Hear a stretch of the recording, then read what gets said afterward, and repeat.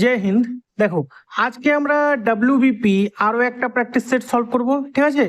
এই প্র্যাকটিস সেটে কিন্তু খুব ভালো ভালো প্রশ্নগুলো আছে। তোমরা ভিডিওটা শেষ অবধি দেখো, তোমাদের খুব হেল্প হবে। চলো, প্রথম প্রশ্নটা কি আছে দেখো। প্রথম প্রশ্নটা কি বলেছে? দীপু, অমিত এবং কমলের বেতনের অনুপাত 2:3:5। দীপু এবং কমলের মোট বেতনের পরিমাণ 8,000 টাকা। কমলের বেতন দীপুর বেতনের থেকে শতকরা কত বেশি? দেখো, তোমরা যদি সাধারণভাবে এই অঙ্কটাকে ভাবো, তাহলে তোমরা কি করবে? অনুপাত দেওয়া আছে, সেখান থেকে কমলের বেতন বের করবে, সেখান থেকে দীপুর বেতন বের করবে, কত বেশি সেটা বের করবে, তারপরে তোমরা অঙ্কটার উত্তর বের করবে। কিন্তু আমরা দেখো, আমরা কোনো কিচ্ছু করব না। এখানে অনুপাত দেওয়া আছে, এখানে কি কি দেওয়া আছে? দীপু আর কমলের মোট বেতনের পরিমাণ দেওয়া আছে। আমাদের এটা কোনো কাজে লাগবে না, আমরা এটা কোনো কাজে ইউজ করব না। এটাকে আমরা কি করব? অনুপাতটা দিয়ে আমাদের উত্তরটা বের করে দেবো। কি বলেছে? দীপু, অমিত এবং কমল। যেহেতু এখনো কমল আর দীপুর বেতনের আমাদের শতকরা কত বেশি সেটা চেয়েছে, আমরা অমিতটাকে ধরবই না, ঠিক আছে? দীপুর বেতন কত? দীপুর বেতন 2 টাকা ধরে নিলাম। কমলের বেতন কত? কমলের বেতন 5 টাকা। যেহেতু অনুপাতে দেওয়া আছে 2:3:5, তাহলে আমরা এখান থেকে বলতে পারি দীপুর বেতন 2 টাকা, কমলের বেতন 5 টাকা। তাহলে দেখো, তাহলে কমলের বেতন দীপুর বেতনের থেকে কত টাকা বেশি? 5 টাকা থেকে 2 টাকা চলে গেলে 3 টাকা বেশি। তার মানে কমলের বেতন দীপুর বেতনের থেকে 2 টাকা বেশি। কি চেয়েছে? কমলের বেতন দীপুর বেতনের থেকে শতকরা কত বেশি। থেকে থেকে তোমাদেরকে বারবার বলেছি, যার থেকে হবে সেটা সবসময় নিচে। তো কার বলেছে? দীপুর বেতন থেকে। তো দীপুর বেতন থেকে মানে কত? দীপুর বেতন কত? 2। তো 2 কত বেশি? 3 বেশি। 3 উপরে শতকরা চেয়েছে, 100 দিয়ে গুণ, 2 দিয়ে কাটো, 2 50 100, 50 3 150। কত বেশি? তার মানে 150% বেশি, 150% হয়ে যাবে আমাদের উত্তর। দেখো, দীপু আর কমলের মোট বেতনের পরিমাণ 8,000 টাকা দিয়েছে। তোমরা হয়তো কি করবে? এখান থেকে 5 আর 3 8 হয়, তার মানে 8 ইউনিট মানে হচ্ছে 8,000, তার মানে 1 ইউনিট মানে 1,000। এভাবে করে তোমরা হয়তো দীপুর বেতন এত, কমলের বেতন এত, এটা বের করবে। কোনো দরকার নেই, বেতন বের করার দরকারই নেই, অনুপাতটা দিয়ে আমাদের উত্তরটা হয়ে যাবে। তাহলে এখানে দেখো অপশন এ হয়ে যাবে আমাদের কারেক্ট অ্যান্সার। বোঝা গেল? চলো, পরবর্তী প্রশ্ন কি আছে দেখি। পরবর্তী প্রশ্ন কি বলেছে? একটি সংখ্যার 2/3 অংশ সংখ্যাটির 1/6 অংশ থেকে 10 বেশি হলে সংখ্যাটি কত? ঠিক আছে, দেখো এই অঙ্কটা আমরা দুভাবে করতে পারবো, ঠিক আছে? তোমাদেরকে আমি দুভাবেই বলে দিচ্ছি। ধরে নাও, প্রথম ক্ষেত্রে আমরা ধরে নিচ্ছি যে সংখ্যাটা এক্স, তার মানে এক্স এর 2/3 অংশ, এটা কি বলেছে? সংখ্যাটির 1/6 অংশ থেকে 10 বেশি। তার মানে এর থেকে যদি আমরা এই সংখ্যাটারই আবার 1/6 অংশ মাইনাস করে দিই, তাহলে সেটাই হয়ে যাবে সমান সমান 10। এবারে দেখো কি হবে, তার মানে তোমাদেরকে ভালো করে লিখছি, হ্যাঁ। 2x/3 minus x/6 equal to 10। এখান থেকে লসাগু করো, 6 3 2 6 2 2 4 মানে 4x minus x equal to 10। এখান থেকে কত হবে দেখো, উপরে যে 3x ইকুয়াল টু 6 গুণ 10, 3 দিয়ে কাটো, 3 2 6, x ইকুয়াল টু কত? 2 10 20। তার মানে x এর মান কত হয়ে গেল? 20। তার মানে সংখ্যাটি কত? সংখ্যাটি হলো 20, যেটা আছে অপশন বি তে, যেটা আছে অপশন বি তে। বোঝা গেল? এবারে দেখো আরেকটা প্রসেস কি, দেখো 2/3 অংশ, 2/3 অংশ মানে কি? 3 এর মধ্যে 2। 1/6 অংশ মানে কি? 6 এর মধ্যে 1। এবারে এই 2/3টাকে আমরা এরকম লিখতে পারি না যে 4/6, উপর নিচ বোথ সাইড 2 দিয়ে গুণ করে দিলাম, তাহলে 4/6 হলো, মাইনাস এখান থেকে 1/6। তার মানে আমরা দেখো এখান থেকে বলতে পারি 6 এর মধ্যে থেকে 6 এর মধ্যে 4, এটা হচ্ছে 6 এর মধ্যে 1। তার মানে কতটা কম বেশি? কতটা কম বেশি? এখানে 4 এখানে 1, তার মানে 3 এর কম বেশি, 3 এর কম বেশি। এবারে 3 মানে যদি 10 হয়, তার মানে পুরোটা আমরা কি 6, তার মানে 6 মানে কত হবে? 20। বোঝা গেল? 3 মানে যদি 10 হয়, তার মানে 6 মানে কত? 20।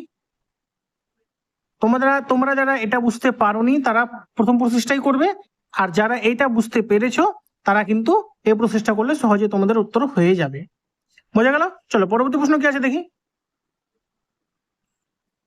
পরবর্তী প্রশ্ন কি বলেছে? যখন একটি সংখ্যাকে 63 দ্বারা ভাগ করা হয় তখন 25 ভাগশেষ থাকে। যদি সংখ্যাটিকে 21 দ্বারা ভাগ করা হয় তাহলে কত ভাগশেষ থাকবে? দেখো, এই টাইপের অঙ্কটা করার ক্ষেত্রে আমরা প্রথমে কি দেখবো এই 63কে এই 21 দ্বারা ভাগ যাচ্ছে কিনা, 63কে 21 দ্বারা ভাগ যাচ্ছে কিনা। 63কে 21 দ্বারা ভাগ যাবে, 63কে 21 দ্বারা সম্পূর্ণরূপে ভাগ করা যাবে, কোনো ভাগশেষ থাকবে না। যদি এরকম হয় তাহলে আমরা কি করব? তাহলে সিম্পলি এই 25কে ভাগ করে দেবো 21 দিয়ে, 25 কে ভাগ করবো 21 দিয়ে, 21 একে 21, বাঁচলো কত 4, তার মানে এই 4ই ভাগশেষ থাকবে। তবে কত ভাগশেষ থাকবে? তবে 4 ভাগশেষ থাকবে, যেটা আছে অপশন সি তে। তার মানে অপশন সি হয়ে গেল কারেক্ট অ্যান্সার। বোঝা গেল? চলো পরবর্তী প্রশ্ন কি আছে দেখি। পরবর্তী প্রশ্নটা কি বলেছে দেখো, একজন বই বিক্রেতা দুটি বইয়ের প্রত্যেকটি 1260 টাকা করে বিক্রি করলো। একটি বইতে তার 20% লাভ হলো এবং অপর বইতে তার 20% ক্ষতি হলো। মোটের উপর তার শতকরা কত লাভ বা ক্ষতি হলো? ঠিক আছে, দেখো যখনই একই দামে দুটো জিনিস বিক্রি করবে আর সেম পার্সেন্টেজে লাভ আর সেম পার্সেন্টেজে ক্ষতি হবে, তখন তার মোটের উপর লাভ কখনোই হবে না, তখন তার মোটের উপরে কি হবে? ক্ষতি হবে। তাহলে আমাদেরকে এটা মনে রাখতে হবে, তাহলে তার মোটের উপরে ক্ষতি হবে, লাভ কখনো হবে না। এবারে ক্ষতি কত পার্সেন্ট হবে সেটা আমরা কি করে বের করবো? দেখো এই ক্ষতির পার্সেন্টেজটা বের করতে গেলে আমাদের কত টাকায় বিক্রি করছে না করছে এটা আমাদের দেখার কোনো প্রয়োজন নেই। আমাদের খালি কি দেখবো? কত পার্সেন্ট লাভ আর কত পার্সেন্ট ক্ষতি করেছে। দেখো দুটাই যখন সেম থাকবে, লাভের শতকরা হার আর ক্ষতির শতকরা হার যখন সেম থাকবে, তখন সিম্পলি আমরা কি করব, যেটা আছে 20%, তো ওটাকে করে দেবো স্কোয়ার বাই 100, ব্যাস এটাই হয়ে গেল আমাদের উত্তর। 20 স্কোয়ার মানে কত? 400, নিচে কত হয়ে গেল? 100, 100 দিয়ে কাটো, হবে শুধু 4।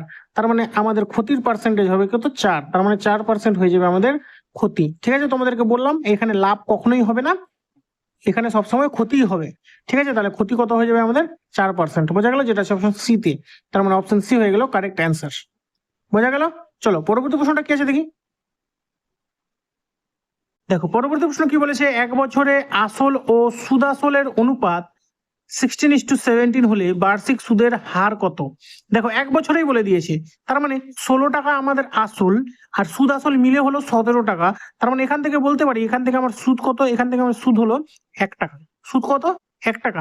তার মানে আমি বলতে পারি যে এই 16 টাকার, ধরে নিলাম আমি সুদের হার যদি আর হয়, তো 16 টাকার 1 বছরে R% হারে সুদ কত? সুদ হয়ে এলো সমান সমান 1 টাকা।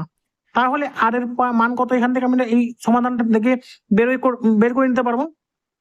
তাহলে দেখো কাটাকাটি করো, কত হচ্ছে? 4 4 16, 4 25 100। এবারে 25 কে যদি আমরা 4 দিয়ে ভাগ করি, তাহলে আর ইজিক্যাল টু কত হবে? 25/4। 25 কে যদি আমরা ভাগ করি, দেখো 4 6 24, বাঁচলো কত? 10.10 হবে। 10 মানে হচ্ছে 25, 6.25, তার মানে 6.25 হয়ে গেল আমাদের উত্তর। তার মানে 6.25% হয়ে যাবে আমাদের বার্ষিক সুদের হার, যেটা আছে অপশন বি তে। তার মানে অপশন বি হয়ে যাবে আমাদের কারেক্ট অ্যান্সার। বোঝা গেল? চলো পরবর্তী প্রশ্ন কি আছে দেখি। দেখো পরবর্তী প্রশ্ন কি বলেছে, অমিত বাবু এবং তার 3 পুত্রের বয়সের গড় 18 বছর। 3 পুত্র ও তার মায়ের বয়সের গড় 16 বছর। মায়ের বয়স 34 বছর হলে তার বাবার বয়স কত? তাদের বাবার বয়স মানে অমিত বাবুর বয়স কত, এটা চেয়েছে। ঠিক আছে, তো দেখো এটা আমরা উল্টা দিক থেকে অঙ্কটা করব। উল্টা দিক থেকে কেমন? দেখো তার 3 পুত্র প্লাস তার মায়ের বয়স কত? 34। এটা যদি মিলে যায় তাহলে তাদের বয়সের গড় কত হচ্ছে? বয়সের গড় হচ্ছে 18 বছর। বয়সের গড় কত? 18 বছর হলো। বয়সের সরি 18 বছর না, 16 বছর। ঠিক আছে, 3 পুত্র আর মায়ের বয়সের গড় মিলে 16 বছর। এবারে 3 পুত্র প্লাস তার বাবার বয়স মিলে হচ্ছে 18 বছর গড়। যখন তার 3 পুত্র আর বাবার বয়সটা মিলে যাচ্ছে, তখন তাদের গড় বয়স হচ্ছে 18 বছর। তার মানে দেখো 16 থেকে 18 হয়ে গেল, তার মানে 2 বছর গড়ে বেড়ে গেল। কয়জনের গড়ে বেড়ে গেল 2 বছর? এখানে 3 জন, এখানে অমিত বাবু 4 জন, 4 জনের গড়ে 2 বছর করে বেড়ে গেল। তার মানে অমিত বাবু এই যে তার স্ত্রীর বয়স 34, সেটাকে তো এখানে ফিল আপ করছেই, তার সাথে সাথে আরো এক্সট্রা 8 বছর নিয়ে এসছে, তাই তো 4 জনেরই 2 বছর করে বাড়লো। তার মানে অমিত বাবুর বয়স কত? 8 4 12, 2 হাতে থাকবে 1, 3 আর 1 4, 42 বছর। তার মানে অমিত বাবুর বয়স হচ্ছে 42 বছর, যেটা হচ্ছে অপশন এ তে। তার মানে অপশন এ হয়ে গেল আমাদের কারেক্ট অ্যান্সার। বোঝা গেল? তোমাদের যদি ভিডিওটি ভালো লেগে থাকে, তোমাদের যদি ভিডিওটা ইউজফুল মনে হয়, তাহলে কিন্তু তোমরা ভিডিওটা অবশ্যই লাইক করবে। চলো পরবর্তী প্রশ্নটা কি আছে দেখি। দেখো পরবর্তী প্রশ্ন কি বলেছে, 150 মিটার লম্বা একটি ট্রেন 6 সেকেন্ডে একটি খুঁটিকে অতিক্রম করে, ট্রেনটির গতিবেগ কত? দেখো যখন একটা ট্রেন একটা খুঁটিকে অতিক্রম করবে, তার মানে ট্রেনটা তার নিজের দৈর্ঘ্যই অতিক্রম করবে। তার মানে কি? ট্রেনটা তার নিজের দৈর্ঘ্যই অতিক্রম করবে। তার মানে 6 সেকেন্ডে ট্রেনটা গেছে কত কিলোমিটার? 150 মিটার। তাহলে এখান থেকে আমাদের ট্রেনটার গতিবেগ বের করবো। তার মানে গতিবেগ কি হবে? অতিক্রান্ত দূরত্ব বাই সময়, 6 সেকেন্ড, কিলোমিটার প্রতি ঘন্টা, কিলোমিটার পার ঘন্টাতে বের করতে লাগবে। তার মানে কিলোমিটার পার ঘন্টাতে বের করতে গেলে 18/5 দিয়ে গুণ, 18/5 দিয়ে গুণ। তাহলে দেখো কাটো, 6 3 18, 5 দিয়ে কাটো, 5 3 15, 0 30, 30 3 90। তার মানে ট্রেনটির গতিবেগ কত? ট্রেনটির গতিবেগ ছিল 90 কিলোমিটার প্রতি ঘন্টা, 90 kilometre per hour. Option D হয়ে যাবে আমাদের কারেক্ট অ্যান্সার। বোঝা গেল? চলো পরবর্তী প্রশ্ন কি আছে দেখি। দেখো পরবর্তী প্রশ্ন কি বলেছে, অমিত এবং কমলের বর্তমান বয়সের অনুপাত 4:5, তাদের বয়সের অন্তর 8 বছর হলে তাদের বয়সের সমষ্টি কত? দেখো বয়সের অনুপাত কত? 4:5, তাদের অন্তর কত? 8 বছর। এবার অনুপাতের অন্তর কত? দেখো অনুপাতের অন্তর 1 অনুপাত, তার মানে আমরা বলতে পারি 1 অনুপাত মানে কত? 8 বছর। 1 অনুপাত মানে 8 বছর। এবারে কি চাইছে? তাদের বয়সের সমষ্টি কত? তাদের বয়সের সমষ্টি কত? 4 5, এই 5 আর 4 9, 9 অনুপাত। তার মানে 1 অনুপাত মানে যদি 8 বছর হয়, 9 অনুপাত মানে কত হবে? 8 9 72, 72। তার মানে তাদের বয়সের সমষ্টি কত? বয়সের সমষ্টি 72 বছর, যেটা আছে অপশন ডি তে। বোঝা গেল? অপশন ডি হয়ে যাবে কারেক্ট অ্যান্সার। দেখো এটা অন্যভাবেও কিন্তু করা যায়, অমিতের বয়স আলাদা করে বের করা, কমলের বয়স আলাদা করে বের করা, সেভাবেও হবে। অমিতের বয়স 4x, কমলের বয়স 5x, 4x - 5x, এভাবে করে বের করা যাবে, কিন্তু আমাদের করার ওটা কোনো প্রয়োজন নাই। ঠিক আছে, আমি তোমাদেরকে যেভাবে বলে দিলাম এইভাবেই করবে, এটাই হচ্ছে সব থেকে সোজা বা শর্টকাট প্রসেস। ঠিক আছে, চলো পরবর্তী প্রশ্ন কি আছে দেখি। দেখো পরবর্তী প্রশ্ন কি বলেছে, কিছু লোক একটি কাজ 60 দিনে করতে পারে, 10 জন লোক কম থাকলে ওই কাজটি করতে 20 দিন বেশি সময় লাগতো। তাহলে প্রথমে কতজন লোক এসেছিল? দেখো 20 দিন বেশি মানে কত? 80 দিন। 20 জন বেশি মানে কত? 80 দিনে। আমরা ধরে নিই প্রথমে এম লোক কাজ করেছিল, ঠিক আছে। তার মানে পরে কত লোক কাজ করেছিল? তার মানে পরে M - 10 লোক কাজ করেছিল। এবারে তোমাদেরকে দেখো আমি একটা সূত্র লিখেছিলাম, M1 D1 T1 by W1 = M2 D2 T2 by W2। তো এখানে আমরা যদি M লিখি এরকম, যে M জন লোক 60 দিনে কাজটা করে, ঠিক আছে, W1 দেওয়া নাই, সমান সমান আমরা এখানে লিখতে পারি যে M2 মানে কত? M - 10। তার মানে আমরা বলতে পারি M - 10 জন লোক কত দিনে কাজটা করবে? 80 দিনে কাজটা করবে। তাহলে দেখো এখান থেকে 60M = 80M - 80, 80M - 80 না, সরি 800।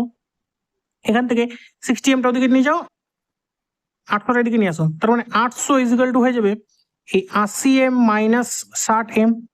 তার মানে 800 = কত হয়ে গেল? 20M। 0 0 কাটো, 2 দিয়ে কাটো, 4 40। তার মানে M এর মান কত হলো? M = 40। তার মানে প্রথমে কতজন লোক কাজ করেছিল? প্রথমে 40 জন লোক কাজ করেছিল, যেটা আছে অপশন ডি তে। তার মানে অপশন ডি হয়ে গেল আমাদের কারেক্ট অ্যান্সার। অপশন ডি হয়ে গেল কারেক্ট অ্যান্সার। বোঝা গেল? তো দেখো এটাই ছিল আজকের ভিডিওর শেষ প্রশ্ন। তোমাদের যদি ভিডিওটি ভালো লেগে থাকে ভিডিওটি অবশ্যই লাইক করবে। দেখা হচ্ছে নেক্সট ভিডিওতে। জয় হিন্দ।